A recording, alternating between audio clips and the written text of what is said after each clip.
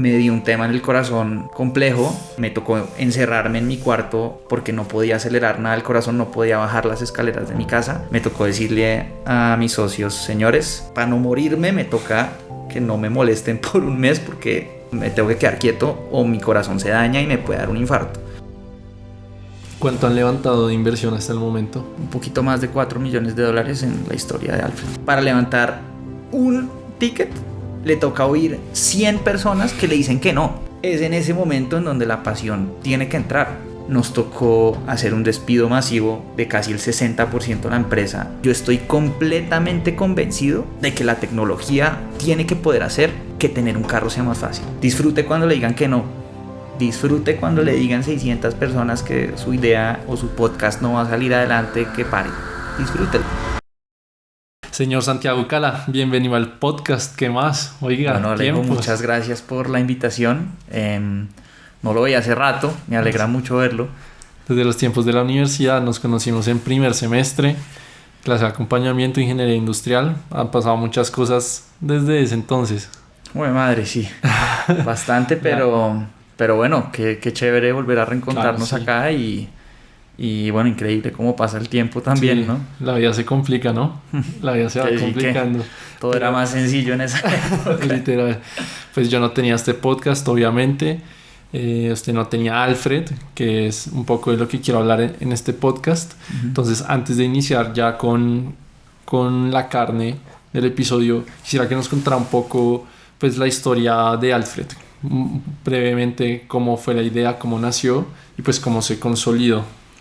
Listo, perfecto. Bueno, no, y como para hacerla lo más resumida posible, creo que empieza por una pasión que yo tengo por los carros desde que soy muy pequeño, me fascinan. De eso que mi mamá cuenta que cuando chiquito yo dormía con una rueda de carro como si fuera un peluche, pues. Y sí, muy apasionado con eso, y mis amigos y personas cercanas sabían eso de mí y todo el tiempo me estaban buscando para: oiga, necesito cambiar las llantas, ¿cuáles me recomienda? Acabo de estrellar mi carro, conoce un buen taller de la tonería, etc. Y ahí pues me asocio con Mauricio. Mauricio es mi socio, el CEO actual de Alfred, y decidimos combinar mi conocimiento en ese momento en temas técnicos, de tecnología, digamos, con la experiencia que él ya tenía en el sector automotriz, porque a él también lo buscaban todos sus amigos como referente de temas de pues mantenimiento del carro, cuidado del carro. Y dijimos: si tanta gente nos está buscando para estas cosas, es porque es una industria que está rota y que tiene mucho por mejorar, ¿sí? Entonces decidimos meterle la tecnología y empezar a desarrollar una plataforma que básicamente le hiciera a las personas el proceso de tener un vehículo mucho más fácil, ¿sí? Eso fue 2019, más o menos finales, que constituimos la sociedad. Y empezamos básicamente como una línea de WhatsApp. Las personas nos escribían a un WhatsApp que compramos, pues una línea de teléfono, y por ahí nosotros le asignábamos un conductor. En ese momento todos los servicios que hacíamos eran como con conductor, porque creíamos que el valor agregado que dábamos era simplemente que alguien recogiera el carro y lo llevara. Y rápidamente pues empezamos a meterle ya como una interfaz un poco más avanzada en temas tecnológicos, y adicionalmente pues empezamos a comisionar con los talleres, empezamos a darnos cuenta que inclusive el negocio ni siquiera estaba tanto en las movilizaciones, sino en simplemente llevarle el cliente al taller y comisionar en el proceso. Entonces, pues bueno, creo que para hacer el cuento corto también, desde ese momento, nada, ya en Alfred somos casi 100 empleados, llevamos 5 años operando, estamos en 14 ciudades en el país, tenemos más de 30,000 clientes, más de 75,000 vehículos registrados, bueno, bastante trayectoria en ese lado. Entonces, en el inicio era usted el que, digamos, hacía todo este proceso operativo, llevaba, traía, los mandaba, y ahí fue cuando conoce a Mauricio y se alían, ¿cierto? Tal cual. O sea, ¿estaban haciendo un poco lo mismo? Bueno, el cuento en verdad es chistoso. Yo conozco a Mauricio, ya habían empezado Alfred como a hacer estos servicios yo, literalmente recogiendo. En unas vacaciones. En unas vacaciones, sí. Exacto. Y cuando conozco a Mauricio estaba empezando a montar un negocio de peritajes, digamos que automatizados por medio de tecnología, y como peritajes a domicilio, también con personas que iban a hacer los peritajes. Y empezamos básicamente como una alianza comercial. Yo le dije, yo tengo clientes que me piden peritajes, yo lo puedo referir a usted, y empezamos a trabajar. ¿Qué pasa? Que, bueno, usted también que estudió industrial sabe que esos semestres tercero, cuarto se empiezan a poner bien complicados. Y yo dije, básicamente yo no tengo ni el conocimiento, ni la experiencia, ni los contactos para poder sacar a Alfred adelante solo. Y Mauricio, que por otro lado venía básicamente de vender su participación en una empresa de restauración de Toyotas de los 70s y 80s, pues conocía a todo el mundo en el sector y sabía básicamente bien cómo era montar un negocio desde cero. Entonces, pues ahí fue que yo dije, o me alío con Mauricio, o pues Alfred, entre las materias y lo demás, pues va a morir. Okay. Y bueno, creo que hoy en día en retrospectiva fue una de las mejores decisiones que pude haber tomado. Sí. Esa es una de las preguntas que yo quería hacer. Digamos que a veces las personas se enfrentan a ese dilema entre o me mantengo solo, pues obviamente para llevarme el 100% del pastel, más ganancia para mí, pues me va a tocar reventarme, pero así lo prefiero, o me alío con alguien, nos vamos mitad y mitad, pero hay más probabilidades de sacarlo adelante. En algún momento tuve este dilema de, pucha, ¿será que me voy yo solo o con Mauricio o con más personas? ¿Tuve ese dilema? Sí, y bueno, yo soy como muy, digamos que esotérico en esas cosas. Creo que las cosas pasan en su momento porque pasan. Mi encuentro con Mauricio fue un tema, yo le digo casi que mágico. Fue como que coincidimos en el momento exacto, en el timing perfecto para que se organizara una sociedad de la cual hoy en día estoy súper orgulloso. Pero con respecto a la pregunta de si vale la pena tener un socio o no, yo creo que una sociedad se tiene que armar a raíz de una relación en donde lo que yo puedo aportar al negocio que estamos tratando de construir es muy diferente a lo que el otro socio está en capacidad de aportar, ¿sí? O sea, que se complemente. Que haya un complemento directo y que adicionalmente en el momento en el que el negocio se está formando no se pueda, digamos, de ninguna manera recompensar económicamente a una persona que tendría las habilidades que tiene el otro socio, ¿sabe? Si, no sé, usted está montando un restaurante y usted tiene todos los conocimientos para montarlo usted solo, uno nunca los va a tener todos, pero sus capacidades le dan para hacerlo de cierta u otra manera, hasta el punto en el que usted tenga un poquito de plata para poder empezar a contratar a las otras personas que le van a ayudar a crecer el negocio. Pues digamos la decisión lógica sería hágale, empiece solo y láncese, ¿sí? Pero yo en el momento en el que encontré a Mauricio fue un momento en el que yo tenía unas habilidades que Mauricio no tenía y no iba a adquirir y no tenía interés en adquirir en ese momento. Pues a aprender a programar y a diseñar toda la arquitectura de una... Él la hubiera podido tercerizar y subcontratar, pero es tan core del negocio la tecnología que pues hubiera salido mal, ¿sí? Sí. Y por otro lado, Mauricio tenía un conocimiento de industria tan grande que yo no hubiera podido adquirir sino hasta dentro de 10 años, que se justificaba perfectamente. Y creo que ahí hay un tema también, y es que yo soy muy soñador, ¿sí? Yo siempre soy el que quiero que todo gigante, yo soy muy acelerado, muy apresurado, tengo una visión muy grande de Alfred, sin decir que Mauricio no la tenga, pero Mauricio es mucho más aterrizado y lógico, ¿sí? Y ese complemento, creo que si yo hubiera montado a Alfred solo, me toteo rapidísimo porque hubiera hecho cosas muy, muy mal, que Mauricio me impidió que hiciéramos. Y por otro lado, creo que si Mauricio lo hubiera hecho solo, de pronto también le hubiera carecido un poco esa visión soñadora, agresiva que yo tengo. Entonces, ese complemento que tenemos los dos ha sido, creo que, fundamental para poder llevar a Alfred al punto en el que estamos. ¿Cuánto han levantado de inversión hasta el momento? Bueno, hasta el momento creo que ya son como un poquito más de $4 millones en la historia de Alfred. Entonces, digamos que Alfred, al menos por su parte, empieza en un desparche de vacaciones, como bueno, me voy a meter en esto de los carros, le voy a ayudar a los amigos de mis papás, a mis amigos a llevarles los carros. Después viene Mauricio, ya empieza a coger paticas esto. Y ya hoy en día, como dice, $4 millones han levantado. ¿En qué momento se escala? O si es desde el inicio también puede ser, pero ¿en qué momento usted dice como, puta, o sea, Alfred sí puede ser una startup muy sólida y no solo un side job de vacaciones? Sí, muy, muy buena pregunta. Creo que Mauricio y yo nunca... Es más, para que hagan contexto, eso fue 2019. Sí, o sea, cuando ustedes salían, dijeron, vamos a hacer entre los dos un side job. Cero. O sea, cuando empezamos... Bueno, Mauricio sale de la empresa que había vendido, FJ, y él dijo que quería emprender en otra cosa. Y empezó con este tema como de los peritajes y demás. Yo por otro lado como que tenía una convicción profunda de que ese mundo de los carros y automotrices está tan dañado que alguien lo va a tener que arreglar, ¿sabe?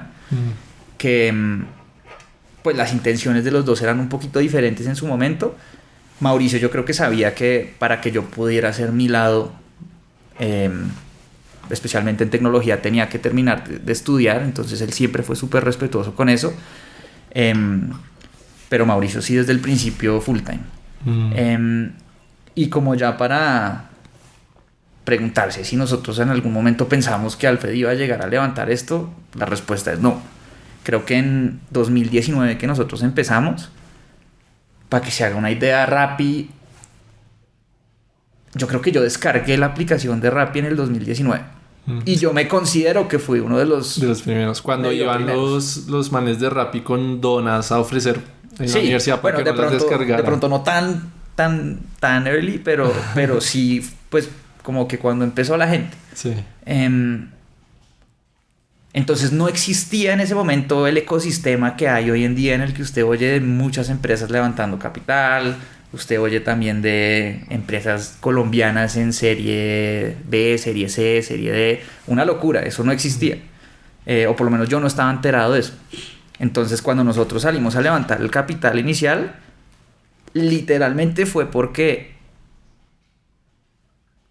necesitábamos un socio grande que pudiera financiarnos al principio. Yo no tenía plata, Mauricio, pues digamos que tampoco queríamos como empezar metiendo tanto.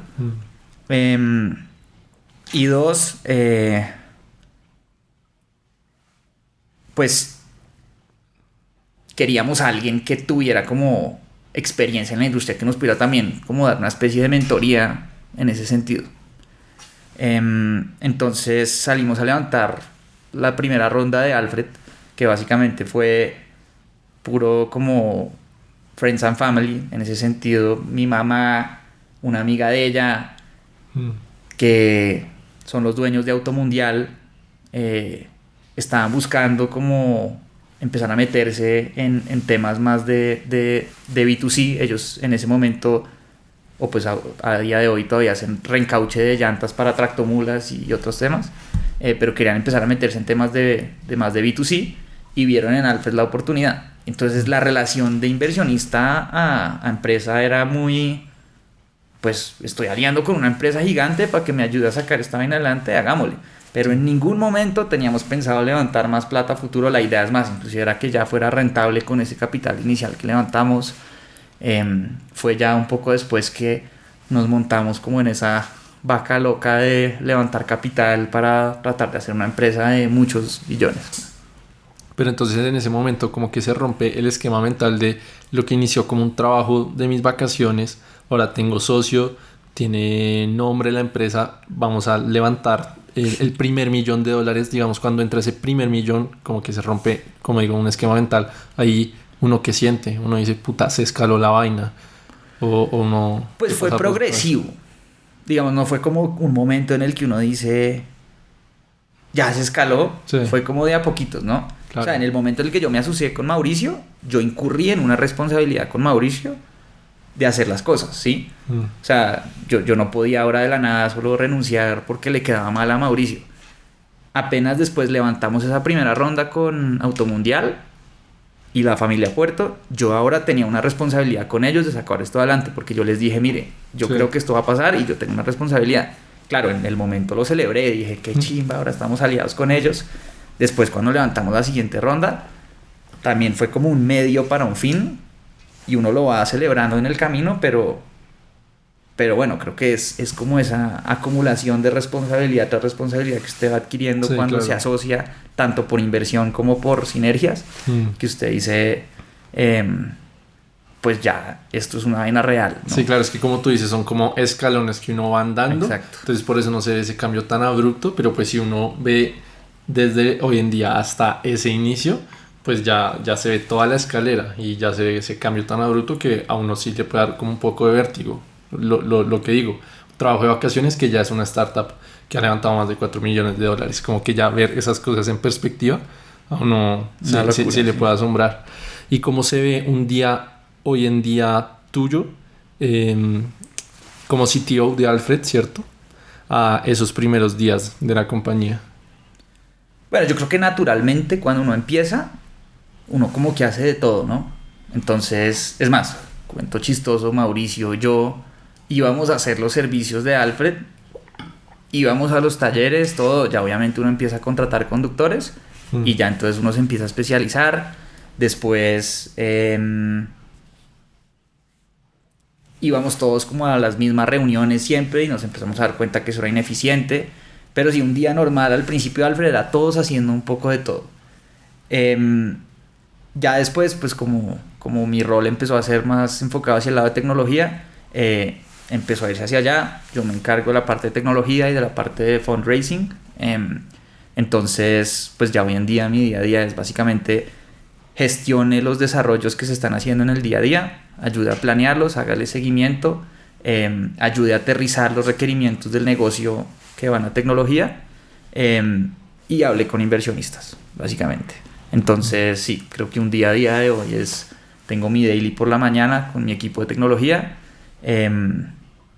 Durante el día siempre salen reuniones para cuadrar temas del sprint, desarrollos nuevos, hacer temas de QA con ya los stakeholders de cada desarrollo, y reuniones con inversionistas. Creo que cuando estamos en época de fundraising, pues es mucho más enfocado al otro lado, y creo que gracias a Dios tengo un equipo súper sólido en tecnología en el cual puedo delegar muchas cosas, pero sí, es más así. Entonces uno se vuelve más especializado, al principio uno tiene que hacer de todo. Cuando empezó a contratar gente para Alfred, ¿cuántos años tenía?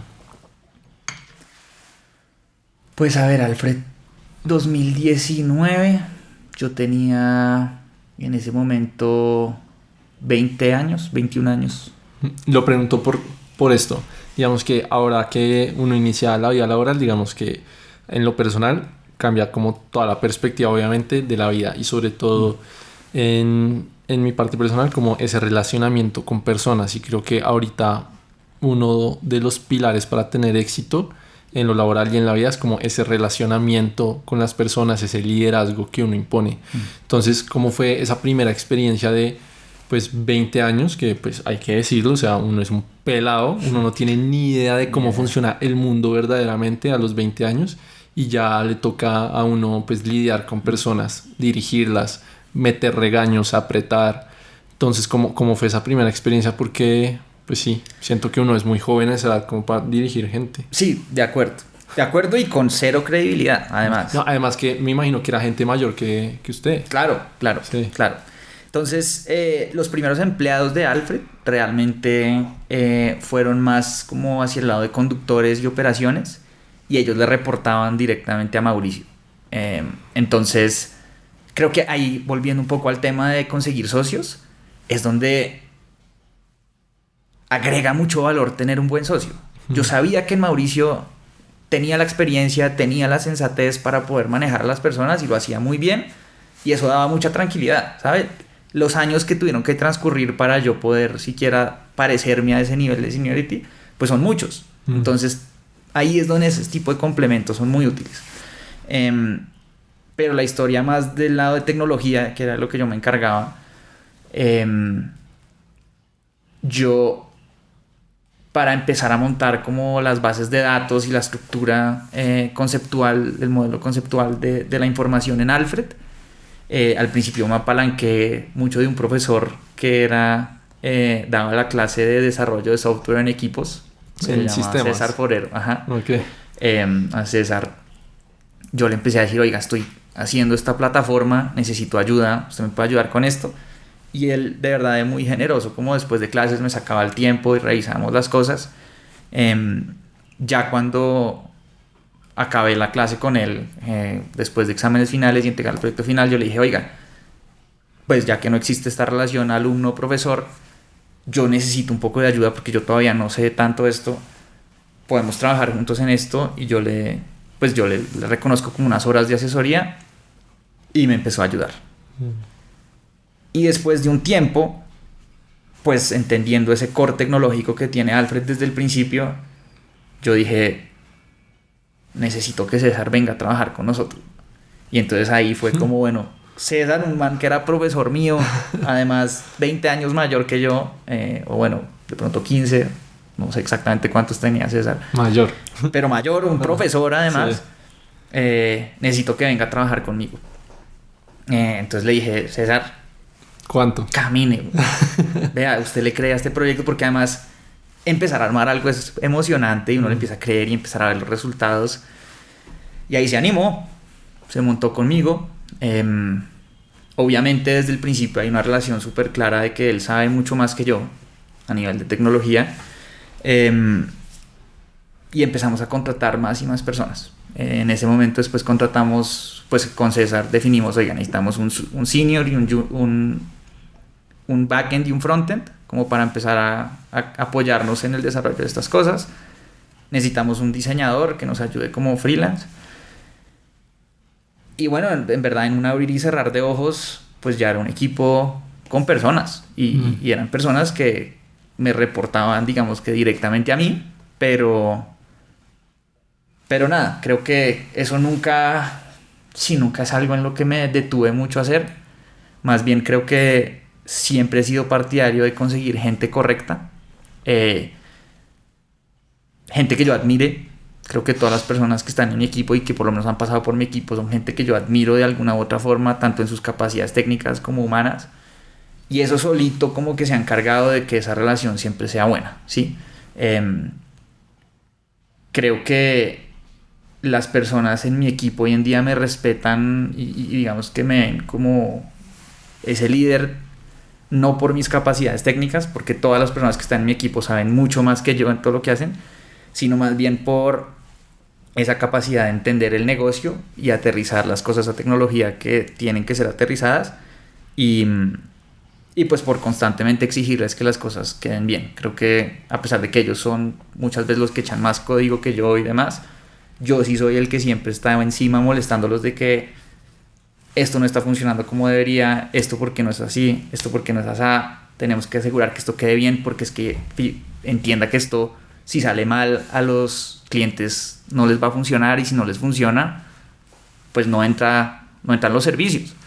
Entonces creo que es una experiencia pues increíble, pero sí. Y en toda esa experiencia, en todo ese proceso, digamos, de rodearse, como dice, de gente que sabe mucho más que uno, sobre todo uno siendo tan joven, inexperto, no entra mucho ese síndrome del impostor de, puta, o sea, estoy aquí con mi profesor y yo lo contraté, pero, o sea, el man sabe mucho más que yo y ahora es mi empleado. Sí, ese síndrome del impostor, ¿qué tal pega en esos momentos? No, sin duda.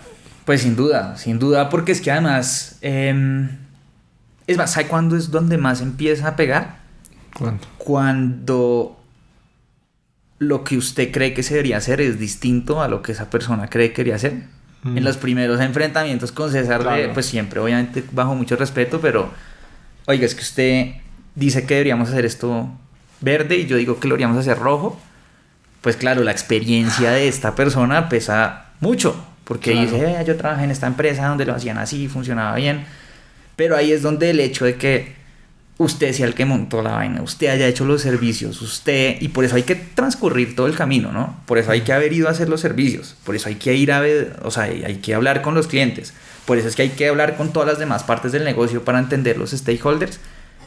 ahí es donde pues se dan unas discusiones en donde es muy sano. Que si da el síndrome del impostor, pues claro, porque uno se asusta, porque dice, oiga, yo estoy hablando con una persona que tiene 15 años de experiencia más que yo en desarrollo de tecnología, pero cuando uno sabe dónde aporta su valor y entiende las demás partes del negocio, especialmente en el área de tecnología, ahí es donde pues creo que uno cura ese síndrome del impostor porque está velando por el bien de la empresa en últimas. Claro, o sea, es pararse, rezar con que todo salga bien y pues ya uno se la va creyendo. Exacto. Van saliendo las cosas. No, sí.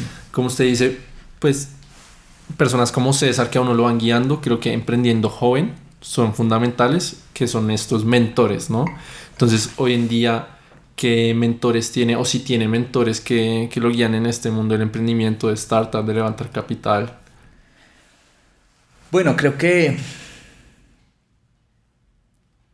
como le contaba a nosotros, la primera ronda que levantamos fue con Automundial y el gerente de Automundial en ese momento, que pues la verdad estuvo muy como involucrado en el proceso de que Automundial invirtiera en Alfred, fue muy gratificante porque él se empezó a volver, o sea, natural, pero hipernaturalmente empezó a tomar un rol de mentor en Alfred.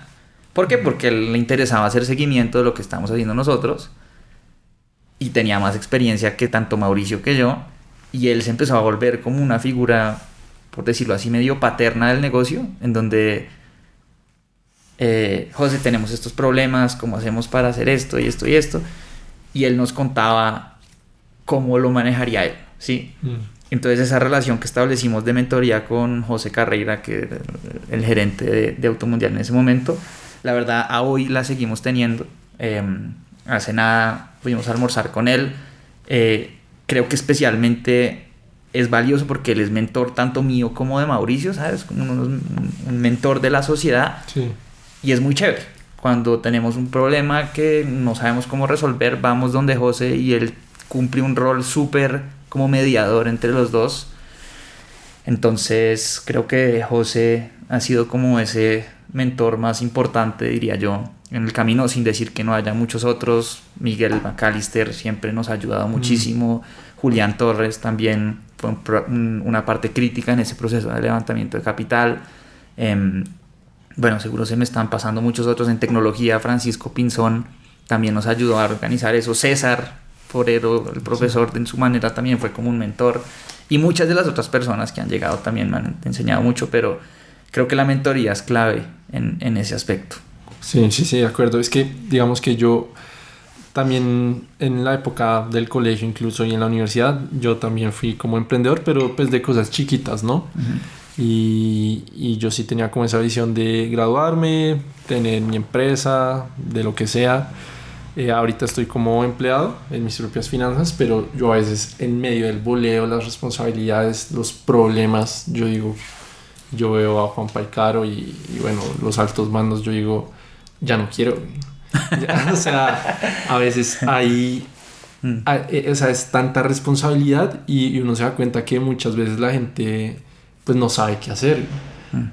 Y que yo en ese rol, obviamente yo no sabría qué hacer, de tomar las decisiones importantes. Entonces ahí es como rodearse de la gente que ya ha tomado esas decisiones y asesorarse y sí, pues asesorarse de la gente que ya recorrió ese camino. Pero creo que usted ahí lo dice súper bien, y es: los mentores son como una especie de figura de autoridad para ayudarlo a uno a tener la tranquilidad de que la decisión que está tomando pues no fue una decisión loca y volada. Sí.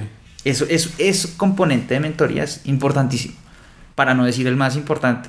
Un poco como cuando las empresas contratan a McKinsey para que les valide que recorte sus gastos y aumente sus ingresos. Tal cual, porque estoy seguro que el presidente, sin decir que McKinsey no agregue mucho valor en muchas cosas, pero el presidente de la empresa seguro la decisión de recortar sabe que la tiene que hacer. Sí. Pero cuando contrata a McKinsey, seguramente le dicen cosas diferentes que le agregan mucho valor, pero lo contrata porque es McKinsey. Porque si toma la decisión mala, por lo menos la empresa se pudo dar la consolación de que vino asesorada de McKinsey.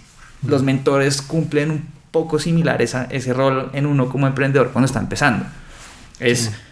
oiga, deberíamos levantar este capital, oiga, el deck está quedando bien, cuando vamos a salir a hablar con un fondo, no sé, y el mentor seguro no sabe tampoco, pero el mentor dice, mire, en mi experiencia ABC, y uno cuando sale a hacerlo lo hace con mucha tranquilidad, ¿sí? Entonces creo que ese componente de validación que está diciendo es clave en los mentores, ahí está gran parte del valor que ellos generan. Oiga, ¿y usted cree que ya después de haber vivido todos estos años con Alfred, emprendedor, por X o Y motivo, podría haber la pequeña probabilidad que usted diga como, oiga, ¿sabe qué? Me aburrí de tanta responsabilidad, quiero ser empleado, entrar a McKinsey? ¿O usted cree que ya una vez emprendedor, ya toda la vida emprendedor? Esto es una forma muy filosófica mía de ver la vida, pero a mí lo que me gusta, lo que me mueve el piso, es generar impacto. Me encanta dar la sensación de que le estoy cambiando la vida a las personas, ¿sí? Cuando un cliente pide un servicio con Alfred y se le hizo más fácil y transparente y su experiencia de mantener su carro fue más fácil gracias a algo que yo construí con un equipo de personas que lideré, eso es como lo que a mí de verdad nutre el corazón. El ¿sí? pago emocional, sí. Ajá. ¿Qué pasa? Coincidencialmente el emprendimiento es una forma increíble de generar ese impacto. Creo que desde las empresas, como empleado, hay muchas formas de hacerlo, ¿sí? Yo siempre pongo el ejemplo, pero no sé, las personas que diseñan las interfaces en Apple, por ejemplo, que toman la decisión de poner la cámara acá, sí. Y gracias a eso millones de personas a nivel mundial pueden tener acceso a una cámara más fácil y rápido. Se ahorran.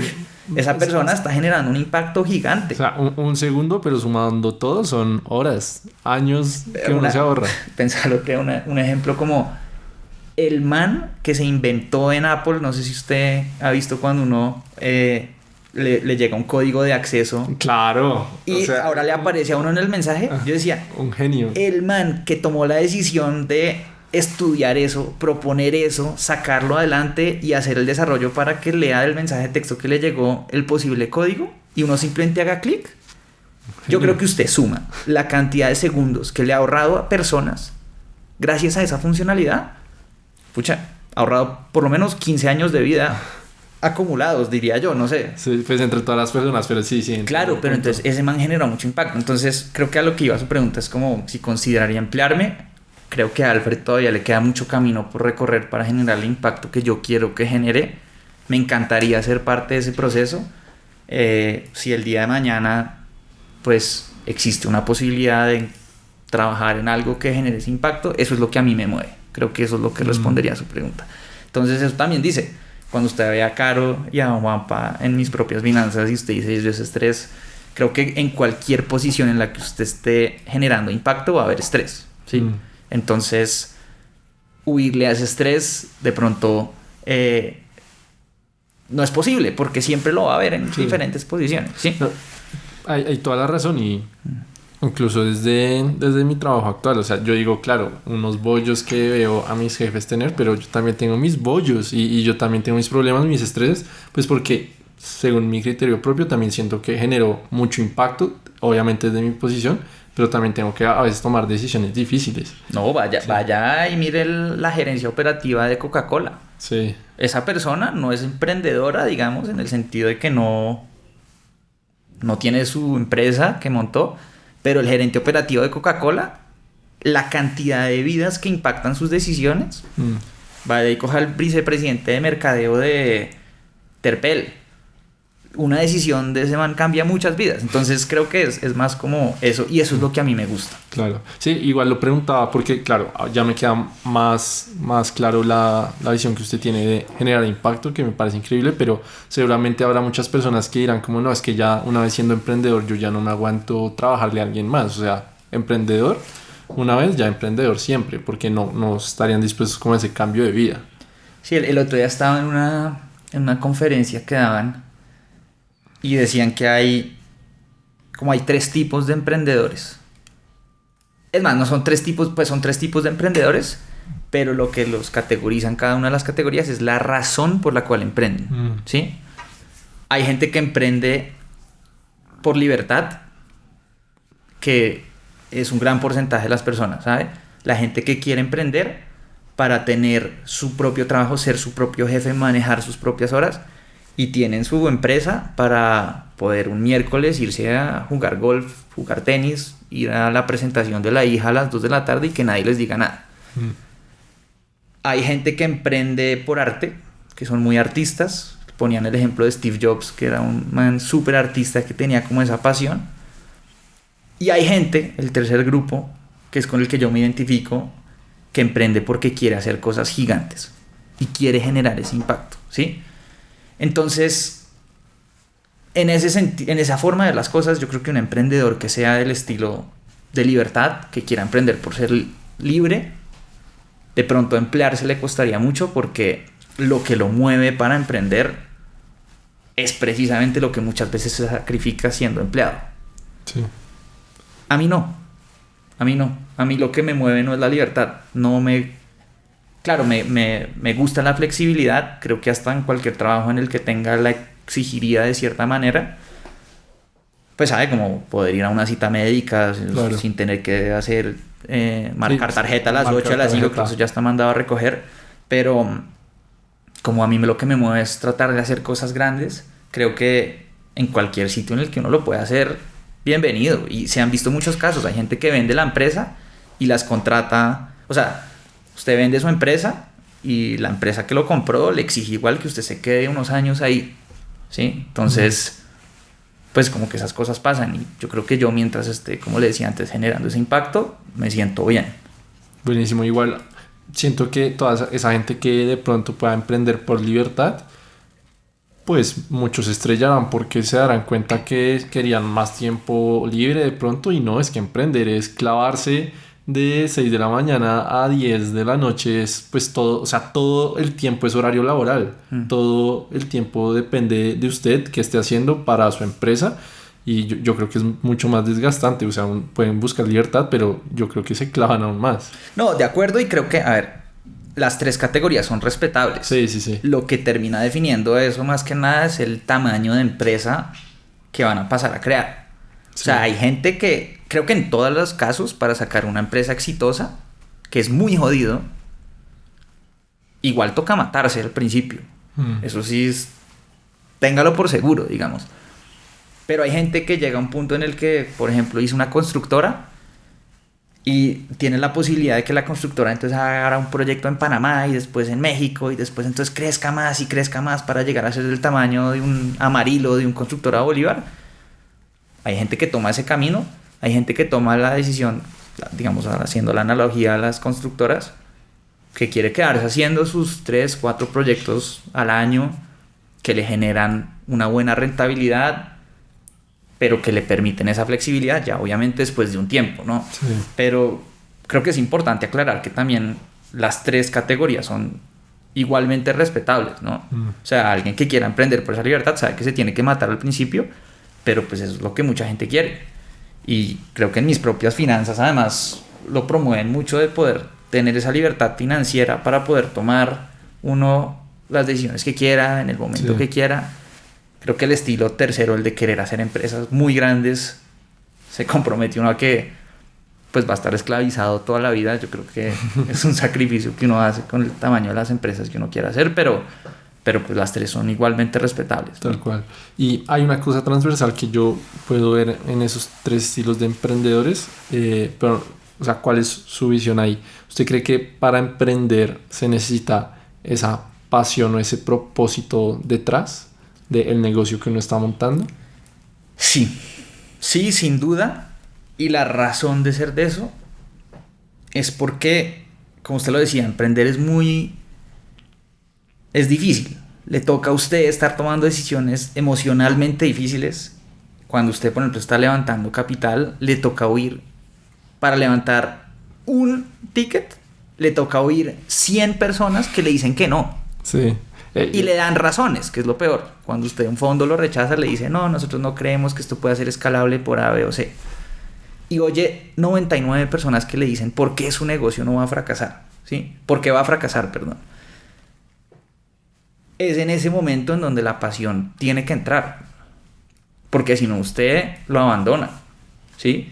Si usted está, y creo que a mí me ayudó mucho y me ha ayudado todo este tiempo en los momentos difíciles, que yo estoy completamente convencido, tengo una creencia arraigada a mi ser de que la tecnología tiene que poder hacer que tener un carro sea más fácil, tanto para empresas como para personas, y que hay mucho por optimizar ahí. Yo lo sé, y es más, entre más pasa el tiempo, más me convenzo. Entonces, cuando oigo 99 personas que me dicen que no, yo estoy seguro que sí, ¿sabes? Para mí es esa pasión y esa profunda convicción que me mueve. Si usted sale a emprender en algo en lo que no está profundamente convencido, cuando le lleguen los primeros 50 nos, usted les va a creer, ¿sí? Y esto no solo se ve a modo de inversiones, ¿no? Se ve a modo de que su mamá le dice, ¿usted qué hace haciendo eso? Porque no más bien va y se emplea y consigue un trabajo más estable. Se ve a modo de su novia cuando le pida que se quiere ir de vacaciones y usted no tenga plata porque la empresa todavía no da. Toda esa gente le está diciendo en el oído no. Entonces ahí es donde usted se tiene que aferrar a esa convicción. Por eso yo digo que es tan importante. Pues yo soy del mismo equipo, la verdad. Y no solo a nivel de emprender, de negocio, de trabajo. En cualquier proyecto personal que uno tenga, siento que sí tiene que haber una pasión detrás para que pues tenga éxito. Y pongo como ejemplo, pues obviamente usted está con Alfred, pero yo con este podcast. O sea, si yo lo hubiera hecho por los likes y por la fama, parce, me aburro a los 10 episodios. Uy. Que no me fui viral, no sé qué. ¿Sabe qué? Ya dejo eso ahí. Pero aún hoy en día lo que me mueve no es ni la plata que esto pueda generar, ni la fama. Son otras cosas más cualitativas. Más... ¿Qué es? Le hago la pregunta ahí más ya como... O sea, el momento en el que termino una entrevista, oiga, es lo más increíble que yo siento en toda la semana. O sea, porque uno tiene conversaciones muy la verga que uno usualmente no tiene en su día a día una persona normal. O sea, cuénteme usted, ¿hace cuánto no se sentaba con una persona a hablar así de Alfred, de la vida, de emprendimiento, de mentoría? No, sí, de acuerdo. Entonces uno termina como sintiéndose muy bien. Entonces, con personas nuevas uno hace un contacto más, un amigo más. Y claro, uno de pronto... Y su convicción está en compartir eso. Exacto. Pero uno de pronto no hace la diferencia. Pero yo ya, desde que empecé este podcast, son 53, 54 personas nuevas que he conocido, que si no lo hubiera hecho, nunca las hubiera conocido. Y yo siempre digo que, aunque esto aún no monetice, pues ya amortizó, porque este podcast fue el que me cambió la vida, fue el que me presentó a las personas correctas, y por este podcast fue que pasé de un trabajo de consultoría que me quería matar a mis propias finanzas, que amo esa empresa y estoy súper convencido de ese mensaje. Entonces ya me cambió la vida.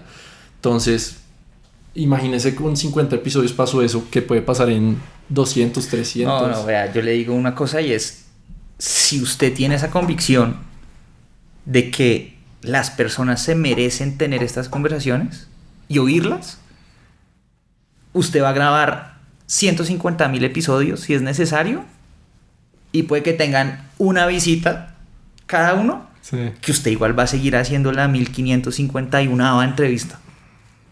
Y eso, al cabo de 6 años, 10 años, para mí es lo que determina el éxito, la resiliencia.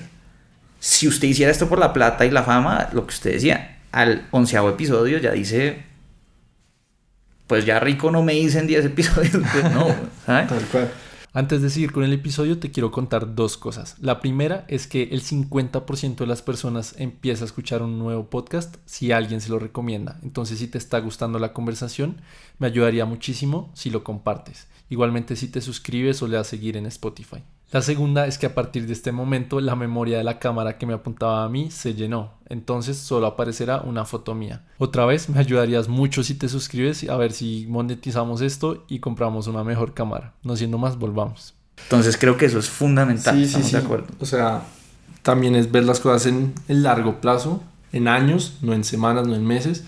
Y creo que también el propósito detrás de este podcast es un poco que las personas obviamente puedan oír estas conversaciones, que se puedan nutrir de los temas que se hablan acá, pero yo sí busco ayudar de cierta manera a personas que de pronto se encuentren en la misma situación en la que yo me encontré en un punto de mi vida, que era, pues, oigan, es que no sé qué hacer con mi vida, siento que la estoy desperdiciando, no me gusta el trabajo en el que estoy, me siento atorado, no veo alternativas, ¿será que mi vida será así por el resto de mi vida?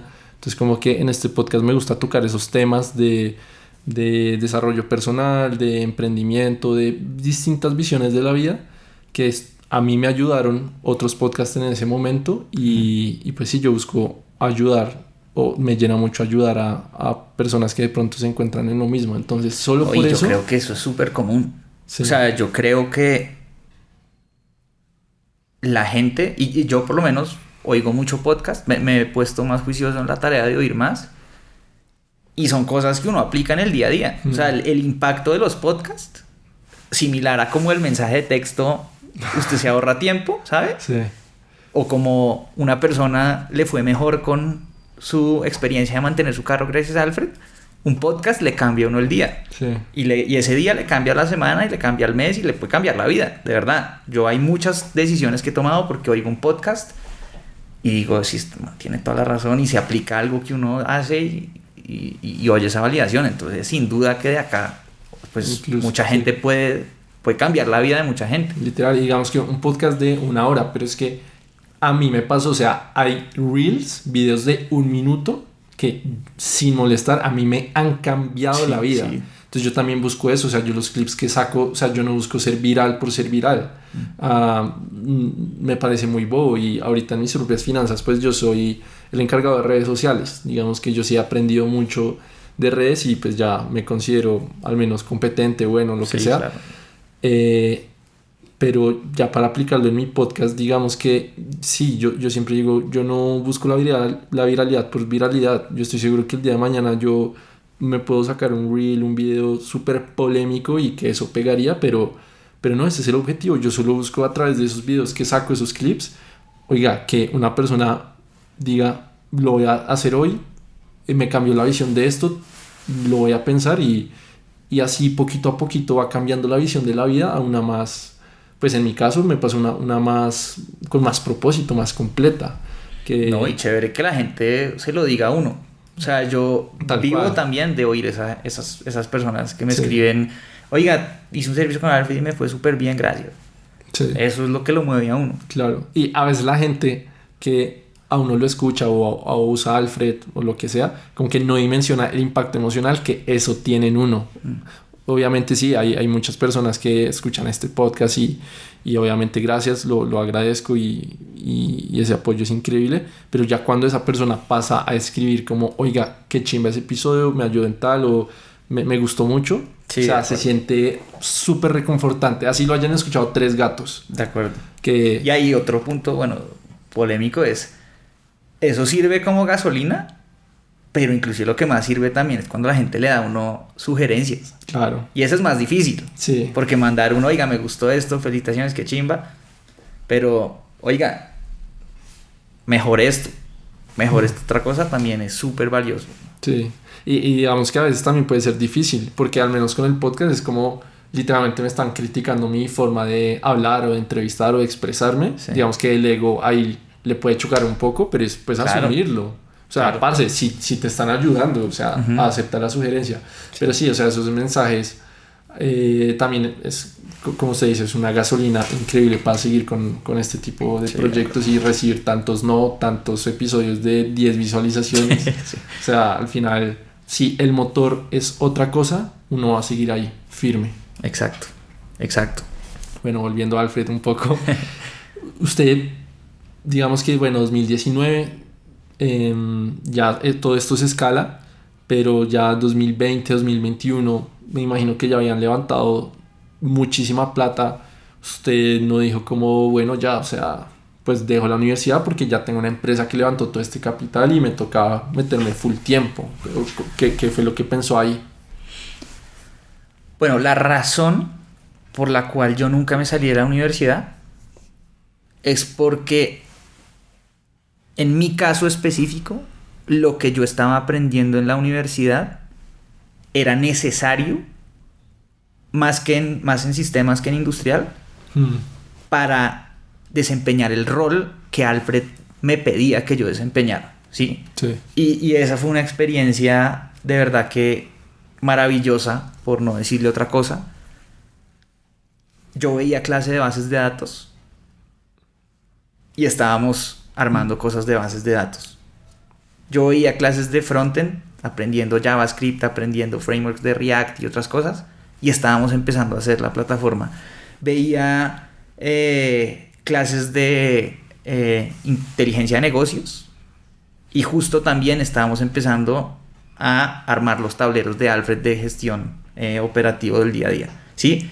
Esos complementos a mí me sirvieron mucho e hicieron que mi experiencia de trabajar y estudiar fuera más amena. Entonces, ¿sabes? Si yo me hubiera salido de la universidad, Alfred igual hubiera exigido de mí que yo aprendiera JavaScript, sí, o por lo menos las bases.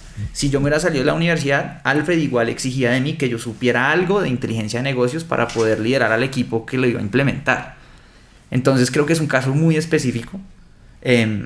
Por eso no critico a las personas que se salen de la universidad, porque eso es raro que pase.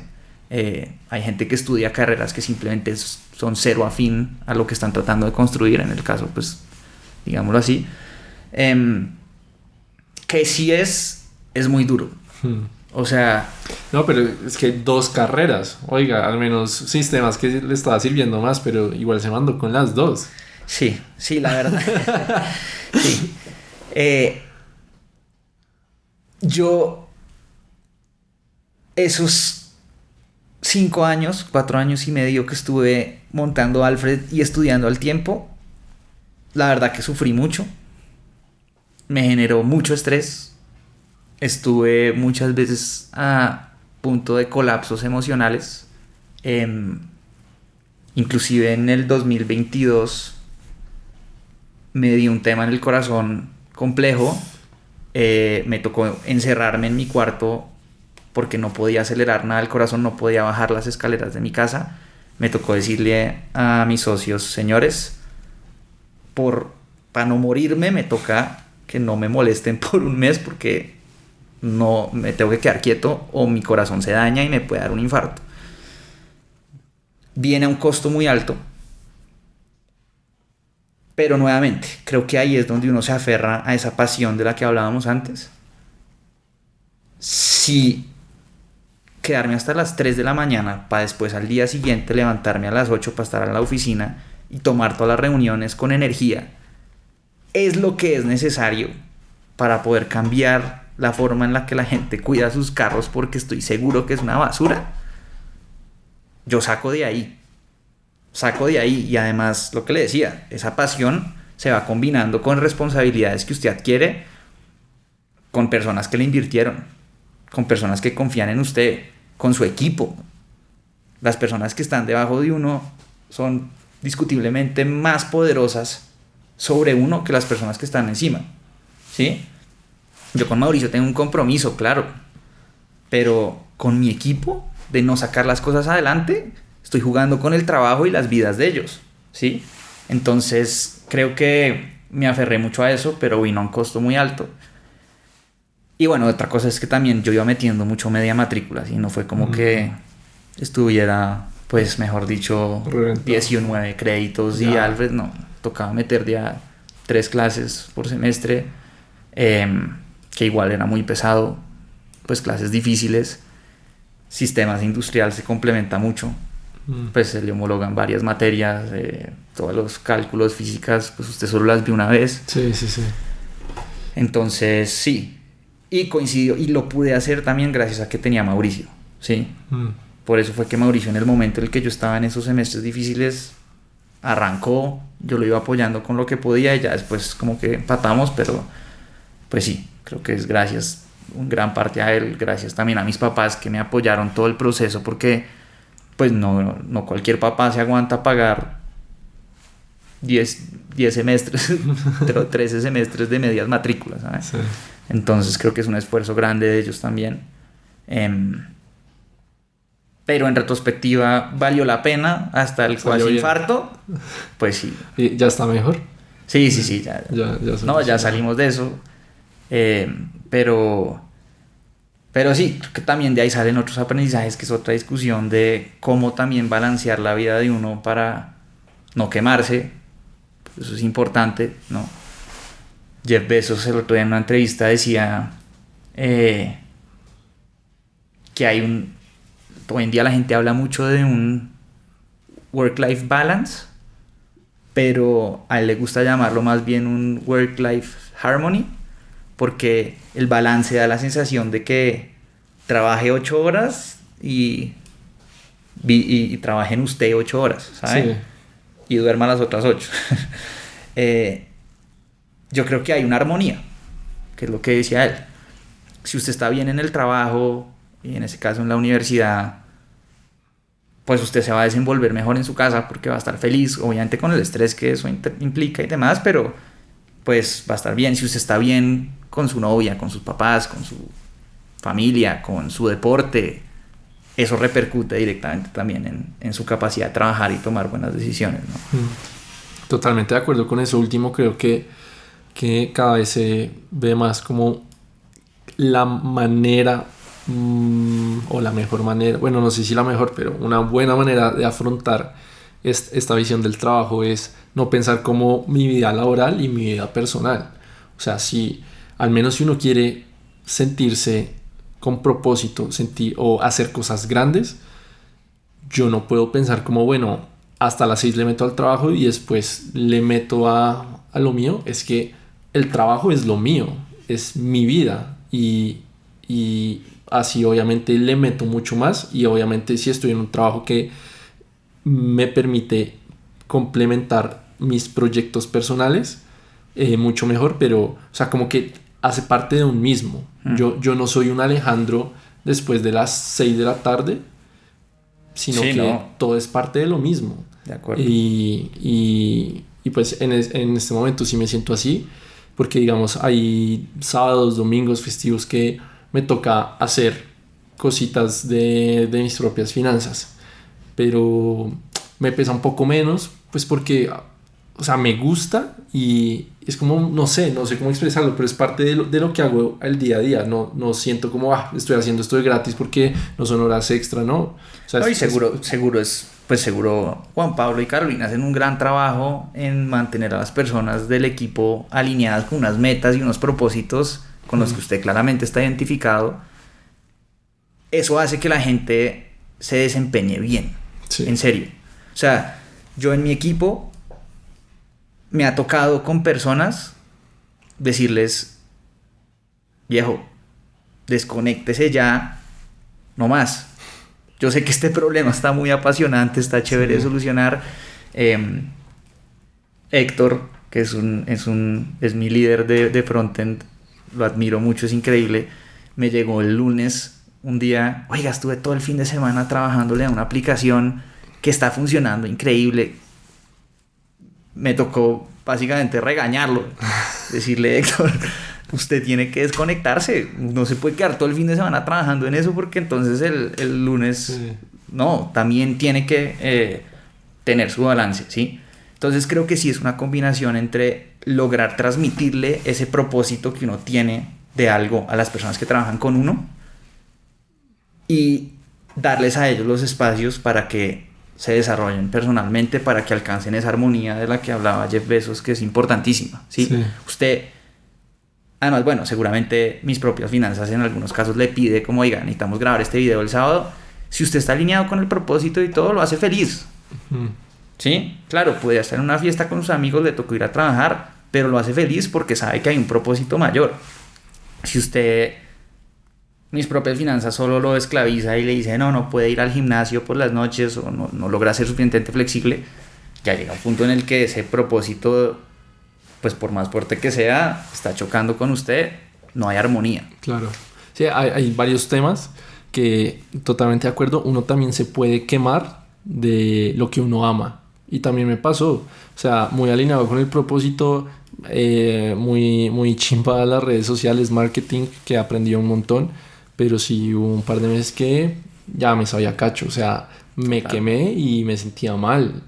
Y sí, agotado, ya uno no va con la misma energía. Entonces, obviamente, estamos hablando, para que no malinterpretar, de un work-life harmony, pero uno siempre debe tener unos hobbies o unas actividades de desconexión, de cumpleaños a mi mejor amigo, que es mi roommate, le compré un rompecabezas. Oiga, no sabe lo que nos hemos divertido armando ese berraco. Y uno se sienta ahí a armar un pinche rompecabezas, parece una actividad de viejitos, pero uno se desconecta una chimba. Sí. Entonces tener esos espacios a veces que obligados, porque como bien dice, en esa obsesión de hacer las cosas, de a veces trabajar, de resolver problemas, uno no se da cuenta y está todo el fin de semana clavado en una aplicación. Entonces, y es que además, es obligarse. Además, creo que el éxito profesional, bien sea en emprender o en desarrollar una carrera, digamos, corporativa o donde sea que usted quiera generar impacto, es una maratón. No es una carrera de 100 metros. Y muchas veces pasa. Creo que el otro día hablaba el fundador de una empresa que se llamaba Loro. Un man que le dedicó su vida entera a la empresa por 3 años. Y su vida se volvió Loro y Loro se volvió su vida y eran uno solo. Y eso no solo lo hace tomar malas decisiones, porque empieza a meterse usted en las decisiones de la empresa, sino que pues lo quema y no resiste los 5, 6 años, 7 años que tiene que tener la empresa para madurar, para llegar a los puntos en los que pueda generar el impacto sosteniblemente en el tiempo, ¿sí? Entonces creo que hay un error en, si bien hablábamos ahorita, una empresa que está empezando, se tiene que matar los fundadores para que esa vaina salga adelante. Claro que hay que hacerlo, toca saber hacerlo de tal forma que usted, cuando la empresa esté pasando por un momento horrible al 4.º año, usted igual resista, ¿sabe? Entonces creo que ahí hay como una falacia común, que la gente cree que toca matarse, y porque si usted se mata 1 hora más que la competencia o alguien que está haciendo similar, pues usted tiene 1 hora de ventaja sobre el otro. No. Sí. No. Sí, usted tiene una ventaja en la medida en la que la maratón la acabe bien o llegue más lejos. Sí. Sí, me encanta ese concepto, o sea, es ver las cosas en el largo plazo. Y si para el futuro de mi proyecto, mi empresa, lo que sea, en este momento incluso tengo que dar un paso atrás, es que lo tengo que dar, porque en el futuro va a ser lo mejor. Si yo me quemo y tengo que dejar por 3 meses este podcast, pero igual tengo como ese bichito que me dice como no, pero seguir publicando, la consistencia, no sé qué. Pero si mi cuerpo, si mi cerebro me dice no, pero para porque ya no puedes más, o sea, en el largo plazo lo más conveniente va a ser parar, o si no, ya después me sabe a cacho y se termina esto. Exacto. Es un balance difícil, de acuerdo. Y digamos, con todo esto del corazón, ¿usted siente que un periodo de trabajo como lo debió tener en esas épocas, usted no lo vuelve a repetir en su vida? Es que no solo era trabajo en ese momento. Estábamos levantando la ronda semilla de Alfred. Fueron casi $3 millones. Y estábamos en esa época del levantamiento de capital de un negocio, en una ronda de esas, donde hay varios inversionistas que ya están como interesados y están metiendo, pero no se animan a entrar hasta que los otros no entren. O sea, es el primer sí. Podemos entrar como en esos detalles más técnicos de cómo es levantar una ronda, pero eso es muy estresante.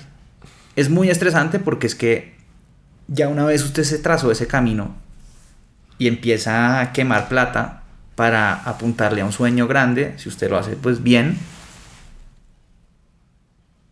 si usted no logra levantar ese capital, también está jugando con el trabajo de personas, con tiempo para sacar adelante la empresa, y eso es muy desgastante emocionalmente, ¿sí? Y creo que eso es una de las cosas que pasan cuando uno empieza una empresa. Yo, en Alfred, hace poquito se acaba de ir Daniel Camacho y Pedro, que eran el CFO y COO respectivamente. Se fueron a montar su propio negocio, en el que espero que les vaya súper bien, estoy seguro que les va a ir súper bien, son unos duros. Pero Daniel pasó de JP Morgan, era un asociado en banca de inversión, M&A a nivel LATAM, un duro, acostumbrado a horas de explotación, y pasó a Alfred. En Alfred no trabajaba desde las 9 hasta las 4 de la mañana como en banca. Pero lo que hacía en el día a día, él me contaba, muchas veces, a pesar de haber trabajado hasta las 6 en vez de las 4 de la mañana, 6 de la tarde, salía más cansado que cuando salía a las 4 de la mañana de allá, porque está tomando decisiones muy difíciles. Sí. ¿Sí? Entonces, precisamente por esa carga emocional que tienen las cosas que usted hace en una empresa de estas, uno sí tiene que saber manejarla. Y respondiendo a su pregunta original de si volvería a matarme así, no. No, pero no porque no esté dispuesto a hacerlo por esa pasión que estoy seguro que tenga, sino porque aprendí que esto es una maratón. Esto no es el que más rápido corra los 100 metros. Y si yo hago eso, a los 100 metros me va a cansar. Y por eso yo, para mí, hoy en día, claro, trabajo durísimo. Creo que me encanta lo que hago y estoy dispuesto a trabajar, pero también he aprendido a meter dentro de mi calendario cosas que son fundamentales para mí, para poder soportar en esa carrera de el largo plazo, ¿sí? Juego tenis por las mañanas y juego a las 6 de la mañana, pues me toca porque pues tampoco puedo jugar a las 10 de la mañana. Sí. Juego a las 6 de la mañana y madrugo, pero ha habido casos en los que me toca sacar una reunión a las 7. No, señor. De 6 a 7 y media, hasta que ya estoy listo y desayunado, ese espacio es para mí. Porque es que si no respeto eso, me va a quemar, me va a dar lo del corazón otra vez. Y esos espacios son los que lo ayudan a usted a lidiar con esa carga emocional de estar tomando decisiones difíciles en el día a día, ¿sí? Le sirven para desestresarse de jornadas de 15 horas de trabajo, también, pero es que como es la maratón, nuevamente, perdón, 1000 horas, usted sí tiene que saber bajarle y cómo lidiar con ese estrés emocional para no agotarse tanto. Tal cual. También una de las cosas que más me he dado cuenta y que de pronto en la universidad yo subestimaba mucho es todo lo que hemos hablado de esa cultura de comunicarle a los empleados esa visión, ese propósito que en la mayoría de las empresas es algo que falla y pues por eso la gente trabaja por un salario, por nada más, y es algo muy difícil. De hecho, ahorita que hablabas que mientras estudiabas sistemas podías aplicar las cosas en Alfred, me pareció increíble porque, claro, uno de solo estudiante universitario, pues uno tiene una visión más reducida del mundo y me acuerdo muchas materias de industrial, yo decía, pero es que esto, o sea, qué bobada, esto para qué, nunca lo voy a usar, y todas esas materias como de sistemas organizacionales, yo decía, qué bobada, y son las más importantes. Es que hay unas anécdotas chéveres. Yo tengo una relación de amores y odios con la universidad. La adoro por muchas razones. Tuve una relación de mucho odio por otras. Pero algo que sí le doy, por lo menos a los profesores que yo tuve, que les agradezco profundamente, fue que muchos de los trabajos que yo hacía para las clases, por ejemplo en organizaciones, cualquier trabajo de esos que tocaba, defina misión, visión, sí, tal, yo lo hacía de Alfred. Claro. Y es que en Alfred también en ningún punto, cuando usted está empezando a hacer un negocio así, se detiene a plantear la misión, objetivos de largo plazo, todo eso. Y yo hacía mis trabajos acerca de Alfred que terminaban sirviéndole, ¿sí? Y los profesores siempre fueron muy flexibles con eso, en la mayoría de los casos. Y creo que gracias a eso se benefició Alfred, como que yo también estaba motivado en hacerlo bien. Sí. Muy distinto es usted hacer un proyecto que por eso ahí nuevamente critico de pronto algunas cosas de la educación tradicional. Usted no va a hacer algo realmente bien hecho en un proyecto de mitad de carrera, que es hacer un emprendimiento con 2 amigos ahí para sacar 5 en la nota y ya. Literal. Usted va a hacer lo que el profesor quiera ver. Pero cuando usted lo combina con lo que usted sí literalmente va a dejar en los documentos de la empresa de cultura, pues lo hace mejor, ¿sabe? Y aprende más. Sí. Si hubiera como una forma de combinar eso muy armónicamente, yo creo que sería muy chévere. Pero sí, de acuerdo, creo que... Sí, sí, total. Digamos que lo que usted dice en ese momento no está como la visión de, bueno, ¿esto para qué? No entiendo. Me acuerdo esa materia como de proyecto intermedio que uno coge una empresa y pues le aplica todo lo que uno aprendió sobre la carrera. A mí me tocó como hacerle una base de datos a una empresa como de suplementos dietarios. Oiga, o sea, ¿para qué? Yo ni me movía ni yo entendí qué hice con mi grupo esa vez. Sí. Pero ya hoy en día digo como, pucha, o sea, todo eso sí sirve y sirve demasiado. Sí. Igual lo que quería tocar es todo este tema de la cultura del propósito. Ya como fundador, como sitio, es obviamente muy difícil comunicarlo y transmitirlo, y que a veces las personas trabajen más por el sueño de uno, que se revienten los fines de semana cuando toque. Entonces, ¿cómo se maneja dentro de Alfred pues todo ese tema de la cultura para transmitir ese mensaje? El otro día estaba oyendo un podcast preciso, no me acuerdo si al que estaban entrevistando era... Es que como ya oigo bastante se me refunden, entonces perdón si no le estoy dando el crédito al que es. No sé si era el fundador de Airbnb o si David Vélez, el de Nubank. Okay. Pero alguno de los dos decía: la cultura no se forma en los momentos buenos, se forma en los momentos malos. Y esa frase me pareció increíble. Increíble. Porque la gente cree que hacer cultura es... Ay, ¿cómo metemos plata para rifar 3 televisores en la fiesta de fin de año de la empresa? ¿Cómo traemos un grupo de mariachis para que la gente pase bueno y les dejamos una cerveza? No. Sí, pizzas los últimos viernes. Pizzas los últimos viernes y cumplieron la meta. Claro, hay cosas que toca hacer para que, pues sí. Salario emocional, sí. Claro, pues es importante. La cultura se genera en los momentos malos. Sí, en Alfred, pues creo que es otro tema, pero nos tocó hacer un despido masivo de casi el 60% de la empresa, finales del 2021, inicios del 22, no, finales del 22. Y la gente que sigue en Alfred hoy en día, después de ese proceso dificilísimo, son los principales promotores de la cultura, porque vieron la forma en la que nosotros nos comportamos en los momentos más difíciles. Y bueno, momentos como ese hay muchos. Momentos en los que a uno les quedan un mes de caja. ¿Cómo se comporta usted? ¿Usted es el que va a salir a insultar a todo el mundo? ¿Usted es el que va a salir a decirle al comercial que no cumplió la meta en el mes más importante, que es un bobo y que es un idiota y que no está trabajando lo suficiente? Cuando todo está mal, ¿usted cómo se comporta? Eso es lo que define la cultura de la empresa. Y por eso el ejemplo es fundamental, ¿sí? El ejemplo en esos casos malos. Y lo vimos en Alfred, mucho. Cuando se hizo este tema de los despidos masivos, fue un momento culturalmente muy difícil. Y ahí es cuando todas las personas de la empresa más temprano llegaban a camellar. Y más tarde salíamos. Y cuando tocaba manejar a una persona complicada, más cuidadosos éramos. Y así es que se forma la cultura.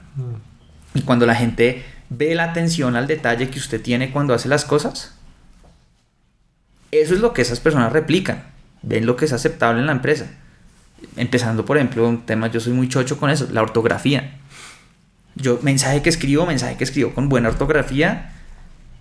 Y eso hace que la gente, cuando escribe un mensaje con mala ortografía, uno le dice: oye, mira, estás mandándole un mensaje esto a un cliente grande. Eso nos hace quedar mal, nos hace quedar improfesionales. Y si esa persona ve que yo escribo todos mensajes horribles, claro, no. La cultura está en esos momentos difíciles y con ejemplo. Entonces, ya para aterrizarlo como al día a día de poder motivar a las personas, yo creo que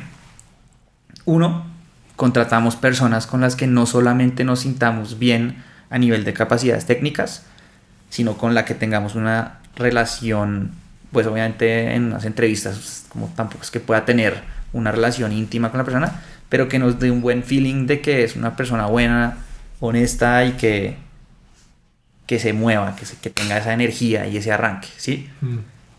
Si no es la más técnica, a veces uno puede obviar eso un poquito porque ese arranque lo vuelve mejor, ¿sí? Entonces el proceso de contratación es importantísima. Y dos, pues sí, creo que el ejemplo es lo que más define eso. Yo estoy seguro que usted, por ejemplo, y corríjame si me equivoco, así no estén oyendo Juanpa y Caro, pero usted no tiene ningún problema en trasnocharse haciendo una cosa súper importante porque usted ha visto que Juan Pablo y Carolina cuando les toca lo hacen y lo hacen felices y lo hacen con ganas. Cuando algo salió mal, me acuerdo que hace poco les tumbaron la cuenta de bueno, me dan úlceras recordando eso. Tema sensible. Si yo soy el de redes sociales, imagínese mi estrés. Yo fui el que me di cuenta. Me metí, suspendimos tu cuenta. Yo Pues yo me acuerdo de eso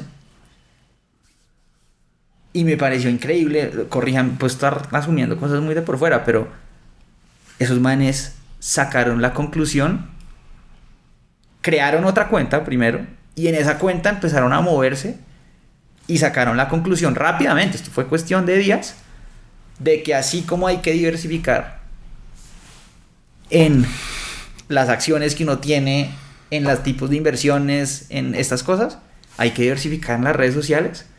O sea, ¿qué mejor ejemplo le están dando a las personas que trabajan con ellos de que miércoles estamos enfrentando la peor crisis de mis propias finanzas de la historia, asumiendo que eso sea?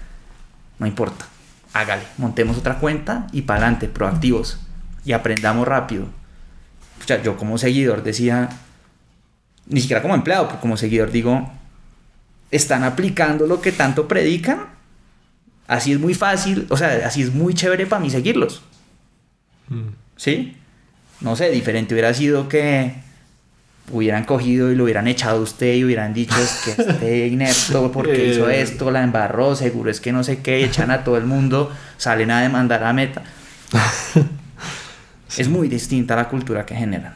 Sí. O sea, totalmente de acuerdo con eso, el ejemplo. Y creo que es algo que he aprendido demasiado en los últimos 2 años. Obviamente por lo que hice del ejemplo de Juanpa y Caro.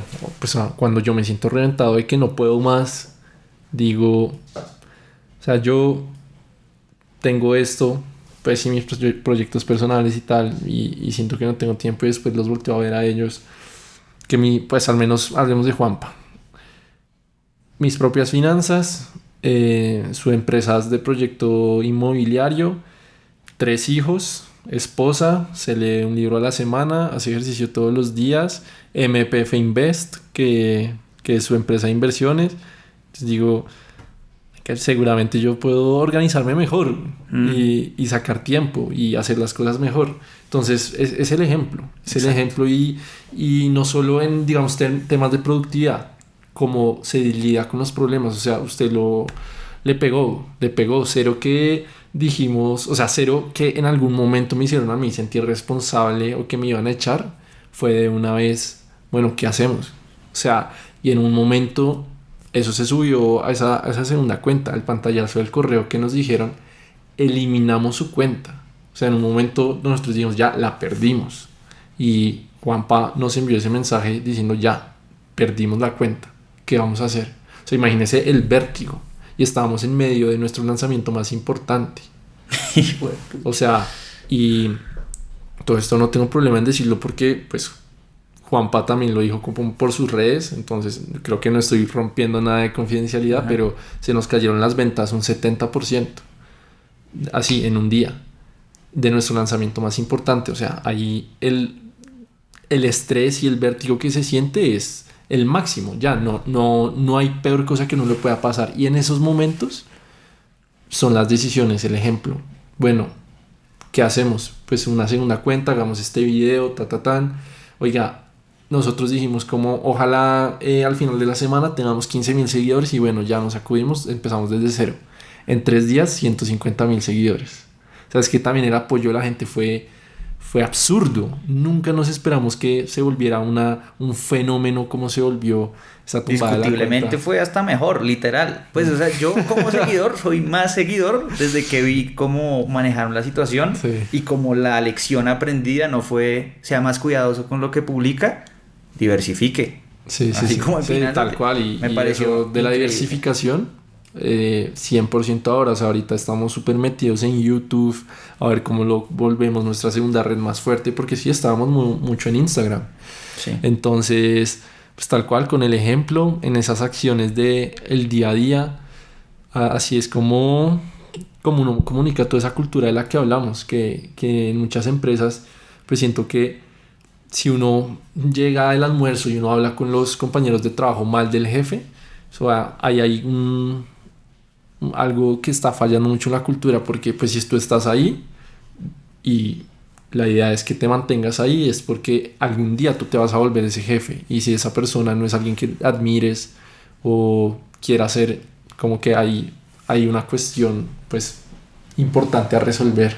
Sí, yo, por lo menos yo de lo que creo y veo, muchas veces la fuente de aburrición de una persona en un trabajo es falta de admiración por tanto las personas que la rodean como por la de su jefe especialmente, ¿sí? Y por el contrario, he visto gente que le pagan pésimo,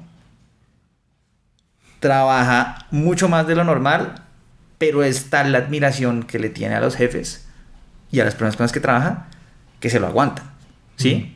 Porque esa es la forma de transmitir propósito real. Entonces creo que ahí es importante. Y yo en verdad desde que oí esa entrevista, yo creo que soy una persona muy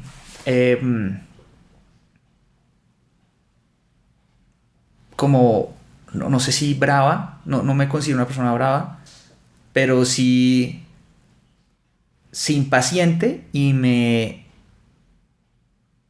molestan la falta de atención al detalle en muchas cosas. Y al principio yo creo que yo, ¿sabe? Veía un mensaje con pésima ortografía y decía, oiga, pero ¿cómo es posible que está, ¿sabe? Y he aprendido con el tiempo, no solo por las lecciones que uno tiene que ir aprendiendo en este flujo largo de vida de crear una empresa, pero también por oír estos podcasts y este caso, nuevamente no me acuerdo si era David Vélez o el de Airbnb, pero de verdad, cuando estamos en una situación muy difícil, es cuando más consciente trato de ser sobre lo que voy a hacer y lo que voy a decir, ¿sí? Oiga, teníamos que entregarle esto a este cliente hoy. Faltan 2 horas para la reunión y no se ha entregado. No está listo. Facilísimo coger y decir, bueno, ¿por qué no ha salido? Carajo, ¿qué está pasando? No sé qué. Héctor, ¿por qué eso no está listo? Tal. No. Ahí es cuando más frustración hay, más presión hay. Es calma. ¿Cómo manejamos esta situación? Porque acá es donde se define, en este momento, de aquí a esas 2 horas, como yo lo maneje, es como se define la cultura. El resto del tiempo, el 99% restante, no marca tanto la cultura en la empresa como ese momento. Entonces es súper importante eso. Tal cual. Creo que es una frase de Alejandro Salazar de la estrategia emergente, que la cultura se desayuna a la estrategia. Usted se puede mandar la estrategia del $1.000.000, vamos a hacer tan, pero si usted tiene como base una buena cultura, como la que estamos hablando, ya el resto son cosas adicionales. Desde una buena cultura se pueden hacer cosas maravillosas. Y con esto de los regaños y como momentos de alta tensión, un libro que me ayudó demasiado como a tener esa visión de pues cómo lidiar con las personas fue este libro viejo que es todo trillado de cómo ganar amigos e influir sobre las personas. Ahí uno da verdaderamente cuenta de lo importante que es dar feedback bien, porque obviamente a nadie nunca le gusta ser regañado. Entonces ahí en ese libro dan como unas formas obviamente de decir como, oye, la cagaste, pero hay formas de hacerlo para que la persona igual se sienta respetada, valorada, que sienta que se aporta, que pueda estar en una mejora constante. Y en lo personal a mí ese libro sí he notado como desde que aplico son palabritas que por algo está trillado, porque sí, o sea, funciona, la gente lo usa. Funciona. No, y yo creo que ahí, cuando uno oye este tipo de podcast, la persona que está dando esta lora y esta cátedra pareciera como que nació sabiéndolo. Sí. Quiero aclarar como yo era muy malo con esto, muy malo. En un punto me hicieron una intervención en la oficina porque la gente me tenía miedo. La gente decía, me da miedo entregarle algo a Santiago porque cualquier cosa que esté mal me va a regañar o le va a saber a mierda y va a hacer cara mala, ¿sí? Entonces, esa punta también como de ir aprendiendo, que uno logra entender estas cosas. Y pues creo que sí, nadie nace aprendido en esas cosas. Sí. Y por eso creo que es tan importante la trayectoria, ¿no? Creo que además Mauricio, mi socio, es una persona súper calmada, con un excelente manejo de sus emociones, cosa que yo no tenía antes, creo que la he mejorado mucho.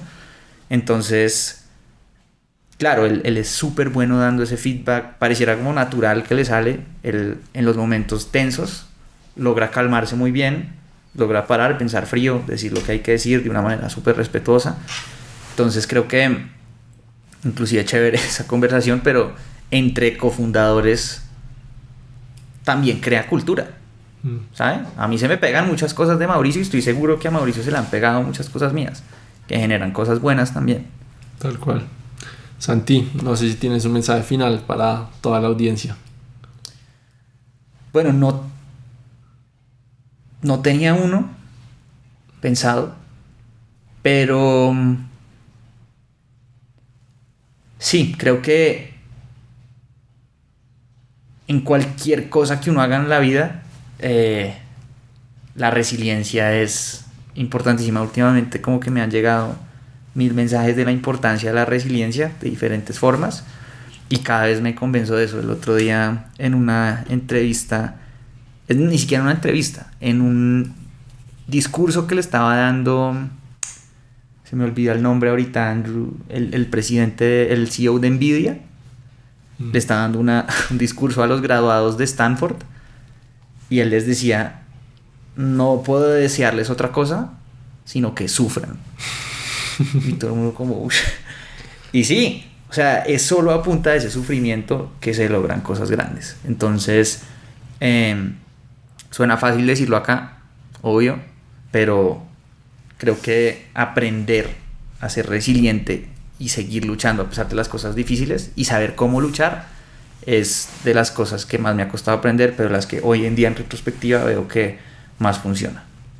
Sí, pues muy de acuerdo con ese mensaje, que ya leía como un pasaje que decía como si yo le pidiera al creador del universo que antes de nacer que me haga fuerte, pues seguramente me daría sus más grandes desafíos. Que me haga paciente me haría esperar 1000 horas, que me haga lo que sea pues me daría lo contrario.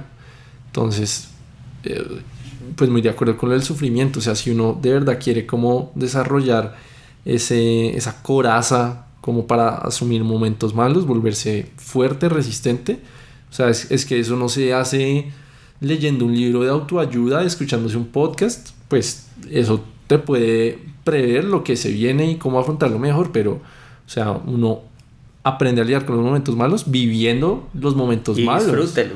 Sí. Disfrute sufrir, pues literal, eso es lo que decía este man. Literal. Y creo que si uno disfrute cuando le digan que no, disfrute cuando le digan 600 personas que su idea o su podcast no va a salir adelante, que pare, disfrútelo. Es la única manera como de sacar esa coraza a la que está. Hay veces que pues me hago este pagazo mental, porque obviamente hay días de días, hay días en los que me sabe a cacho, no quiero grabar, no quiero sacar un clip más, no quiero borrar Instagram, ya digo, o sea, es que estoy mamado. Miro y digo, o sea, esto que estoy viviendo, o sea, esto es la historia, que el día de mañana lo va a hacer solo más épico, porque no voy a contar cómo saqué mi primer episodio y pegué y me volví súper exitoso y el mejor podcast de Colombia. No, voy a contar, de acuerdo, tuve que haber pasado todos esos momentos de comer mierda y que no me escuchaba nadie para que esté aquí parado. Y siento que entre más épica la hazaña, pues más épico el héroe. Obvio. Entonces, o sea, eso me motiva. Obvio. Pues bueno, Alejo, muchísimas gracias por recibirme acá nuevamente, y por el espacio, y pues a seguir dándole hoy a ese podcast con toda. Obviamente, Santi, muchas gracias por haber venido. Qué conversación tan amena, y los mejores deseos para Alfred y pues todos los proyectos que se vengan para ahora. Muchas gracias. A todos los distintos y distintas, muchas gracias por escucharnos. Nos vemos en el siguiente. Chao. ¿Listo?